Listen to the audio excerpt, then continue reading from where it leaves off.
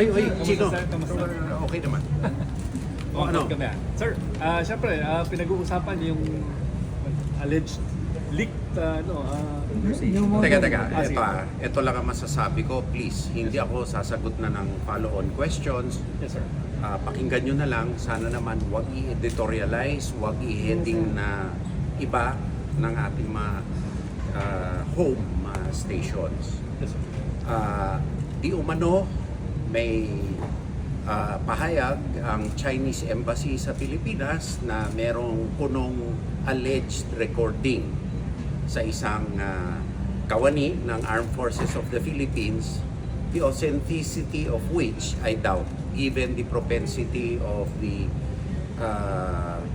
Chinese government to engage in malign information activities. Ngayon, ito ang dapat natin tutukan at dapat intindihin ng ating mga kababayan. Kung itong statement ay totoong galing sa Chinese Embassy na sila ay nag-recording ng sino man sa Pilipinas, sila ay umaamin na lumabag sila sa batas ng Republika ng Pilipinas, particularly the anti-wiretapping law. At sila ay gumawa, kung totoo man ito, ng bagay na labag sa international relations at labag sa batas. Dahil hindi sila nakipag-ugnayan sa Department of Foreign Affairs at sila'y umoperate na pailalim kung totoo ito. So, sa ganang amin, ito ay iiwanan namin sa Department of Foreign Affairs na alamin ang katotohanan kung ano talaga ang nangyari at kung ito talaga ay nangyari dahil ito ay gawain di umano ng Chinese Embassy mismo na paglalabag sa batas ng Republika ng Pilipinas.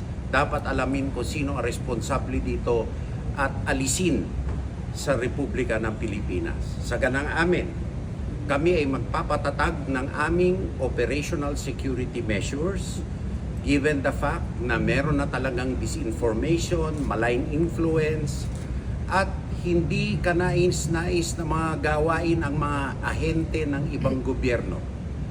Kami ay gagawa ng kaukulang mga hakbang upang maproteksyonan ang Department of National Defense, ang Armed Forces of the Philippines, at ang ating mga kababayan.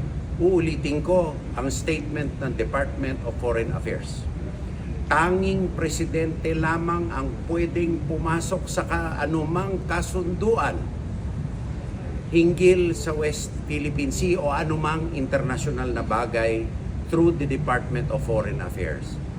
Walang binigay na pahintulot ang presidente o sino mang opisyal ng kabinete hinggil dito. Kaya mali ang pagtatahol ng mga opisyal di umano ng Chinese Embassy dito. Sana maliwanagan ang ating mga tao. Uulitin ko, kung totoong galing ito sa Chinese Embassy, umaamin ba sila na sila ay lumabag sa batas ng Republika ng Pilipinas? Yan ang kasagutan na dapat sa kanila tanungin. Thank you. Okay.